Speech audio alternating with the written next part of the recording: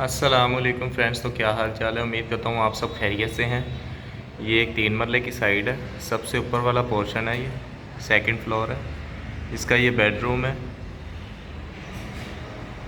और ये साथ में बरामदा है जिसको आप सहन भी कह सकते हैं। डिज़ाइन सिंपल में है। इनकी मैं पैमाइश आपको स्क्रीन के ऊपर दिखा दूँगा। और ये ममटी का डिज़ाइन है, इसको आप वैसे बेडरूम में भी लगा सकते हैं या स्टोर रूम में बना सकते हैं आप इसको। उम्मीद करता हूँ ये डिज़ाइन आपको पसंद आएंगे। डिज़ाइन पसंद आए वीडियो को लाइक कर देना, हमारे चैनल को सब्सक्राइब कर देना। तो मैं चलता हूँ, इंशाल्लाह मिलेंगे हम नेक्स्ट वीडियो में। तब तक के लिए अल्लाह हाफिज़।